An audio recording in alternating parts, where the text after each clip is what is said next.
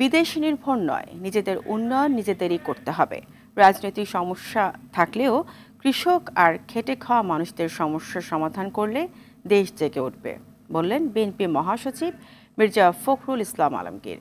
গণতন্ত্রের বিকল্প নেই এবং তা চাপিয়ে না দিয়ে চর্চার দ্বার খোলা রাখতে হবে বলেও মন্তব্য করেন তিনি। নর্থ সাউথ বিশ্ববিদ্যালয়ে এক আলোচনার সভায় এসব কথা বলেন বিএনপি মহাসচিব। রিপোর্ট করছেন জাহিদ রহমান। রাজধানী নর্থ সাউথ বিশ্ববিদ্যালয়ে রাষ্ট্রদূত সিরাজুল ইসলামের অবদান নিয়ে এক আলোচনায় অংশ নেন বিএনপি মহাসচিব মির্জা ফখরুল ইসলাম আলমগীর। আগামীর বাংলাদেশ অনেক ভালো হবে বলে আশা মির্জা ফখরুলের। তিনি বলেন, গণঅভ্যুত্থানের এত রক্ত বৃথা যাবে না। সমস্যা আছে, সমস্যার সমাধান হবে।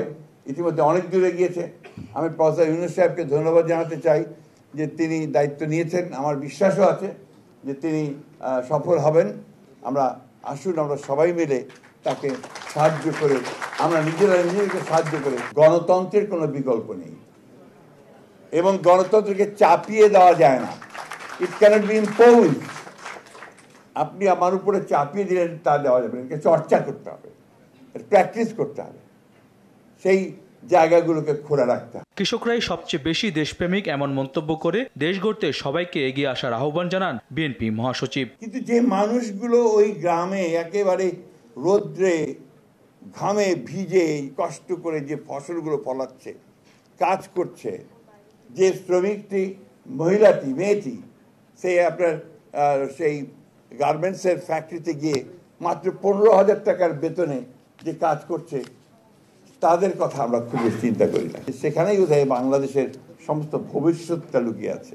সমস্যা থাকলে তা সমাধানে নিজ নিজ অবস্থান থেকে সহযোগিতা করার আহ্বান জানান মির্জা ফখরুল। দেশটা আমাদের, এর ভবিষ্যৎ আমাদেরকে নির্মাণ করতে হবে।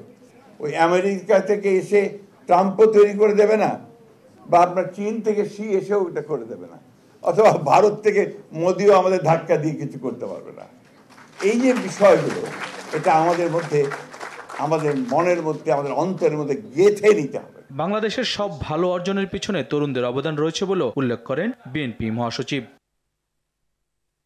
জাহিদ রহমান, RTV, ঢাকা।